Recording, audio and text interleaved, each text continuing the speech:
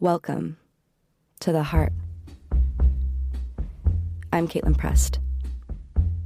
How can we ever be the same after the first time? The first time is a threshold. We come to it not fully knowing what lies on the other side. And for those of us who think too much, it comes with a terror. Will I do this right? Will this live up to my expectations? I remember the first time riding a bike. I watched everyone else ride their bikes with ease and grace.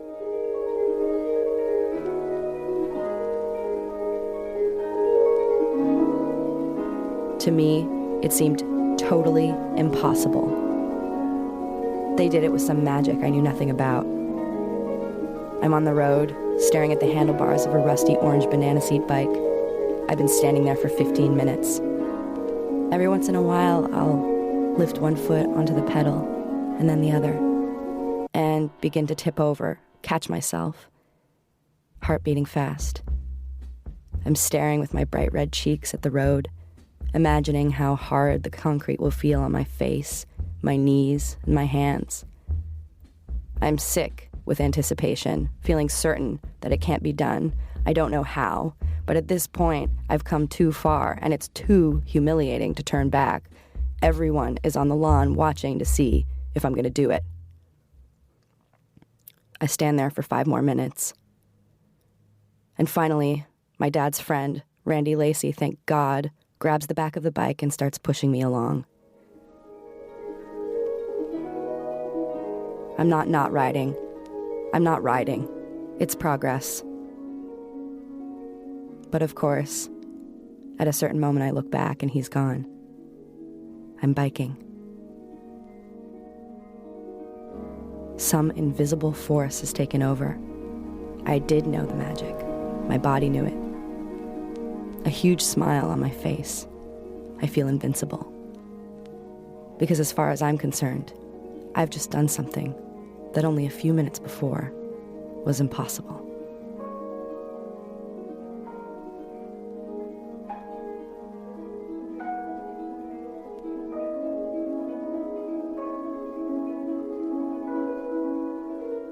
But the truth is, it could have been a horrible disaster. There was no way to know. Okay, next. Drew. It takes me a moment to work up the nerve. It's just a very vulnerable position to be in, to let someone know that about you, you know? You're an animal self. I'm a fan of the soft start, the kissing, just kissing each other's lips. Letting the kisses last longer.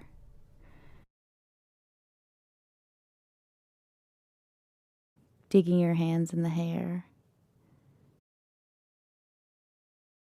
Or tracing the collarbone or the sternum.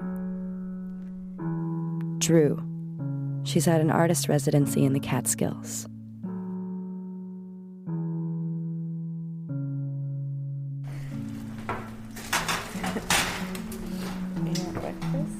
We're all staying in a big house. I'm making toast. Friends and friends of friends.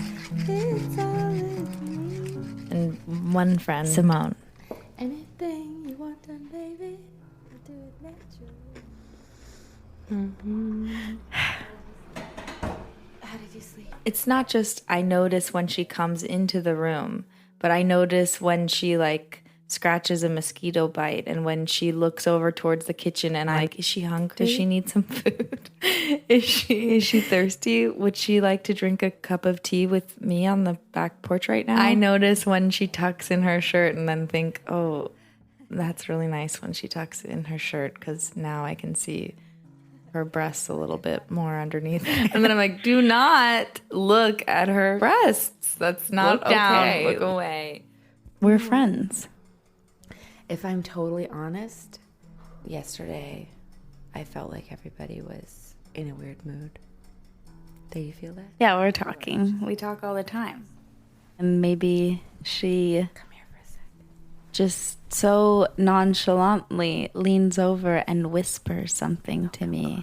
And I'm staring at her mouth, whispering to me, and I'm thinking, I feel like you're gonna really like I can feel your breath on my breath. Stop thinking about it. Stop thinking about it.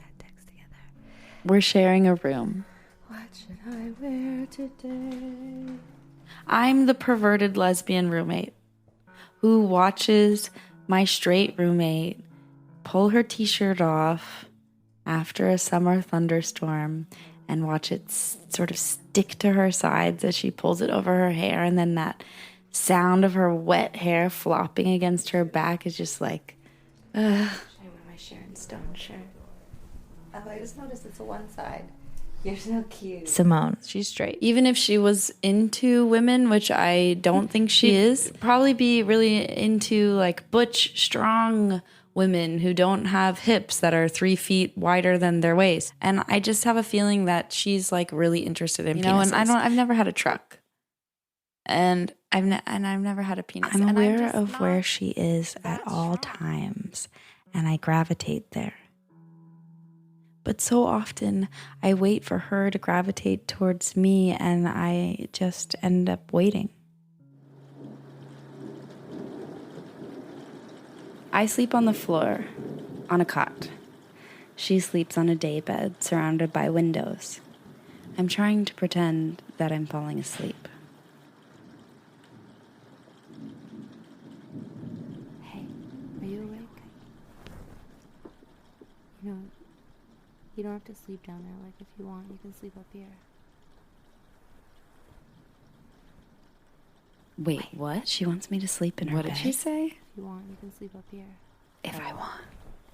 I mean, of course I want. Of course I want to. If you want, you can sleep up here. If you want, you can sleep up here.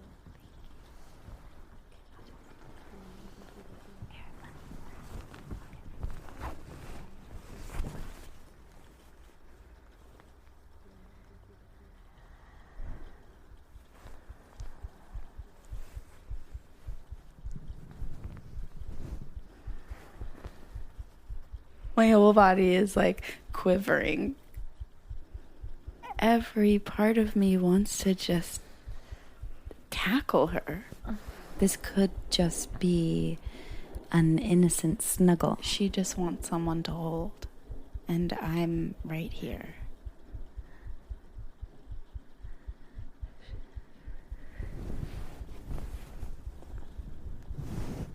She touches me. My, like, under the clothes body. Like the parts that she hasn't even seen yet. The ball is totally in my court. But I'm frozen. Just do something. She's waiting for me to do something, and I'm just rigidly clutching her hand. With more masculine people, I tend to follow the lead.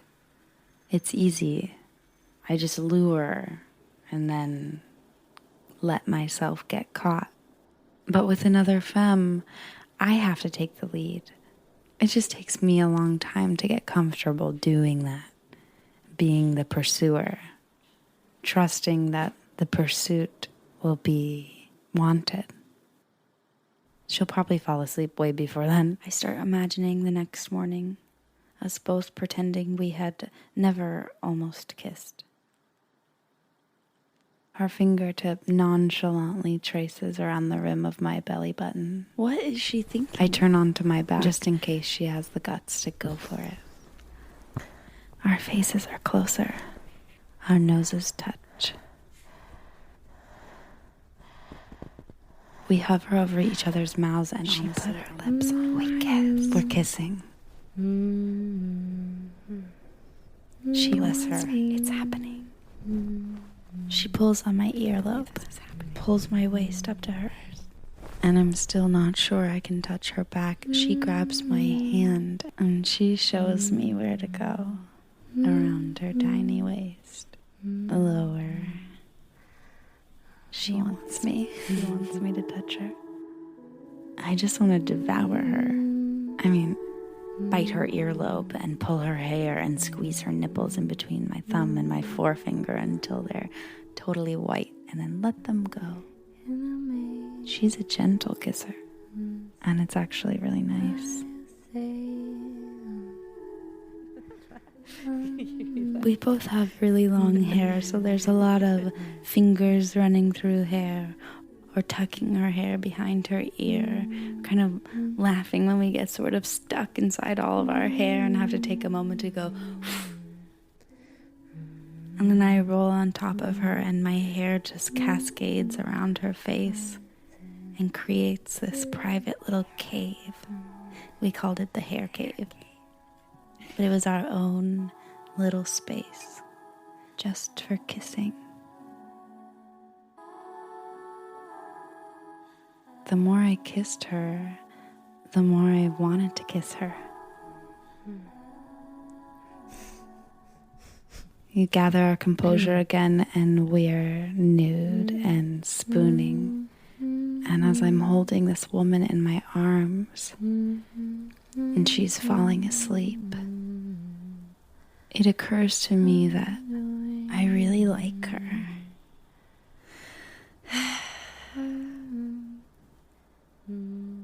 In a perfect world, that would only be a good thing.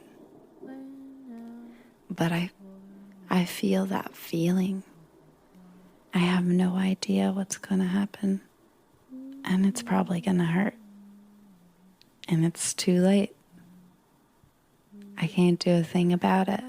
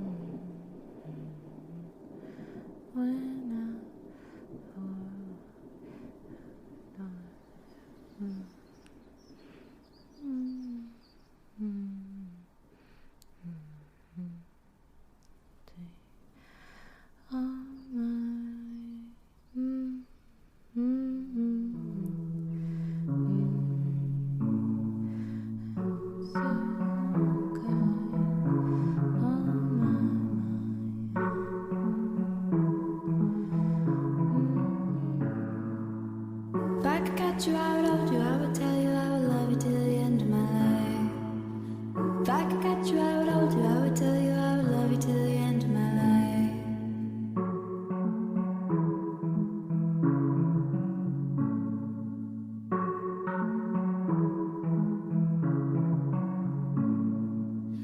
If I could catch you, I would hold you, I would tell you, I would love you till the end of my life.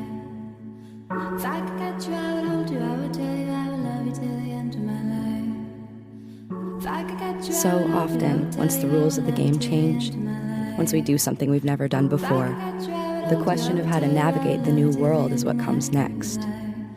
What do we do after the first cigarette, the first time visiting a place, the first meeting, the first kiss? Will this time be the first time of many, many, many more times? Or will it be the first, but also the last?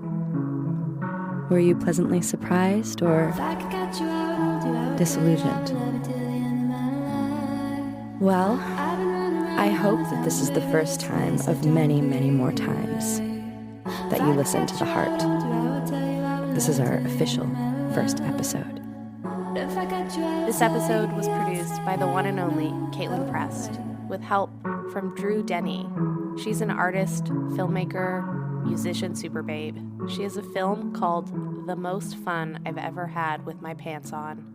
It's beautiful. You can get it in iTunes.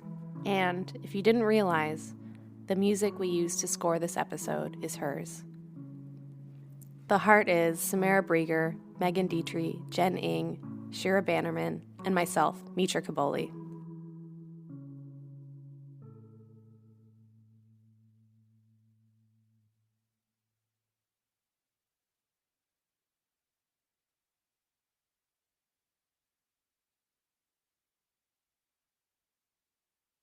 Now a word from our sponsor, BetterHelp. Have you ever thought about trying therapy? Talking to an impartial third party can be a really big help. Sometimes when problems feel so overwhelming, they can help you see things from a different perspective. When you want to be a better problem solver, therapy can help get you there. Visit betterhelp.com/heart today to get 10% off your first month. That's betterhelp.com/heart. Radiotopia from P.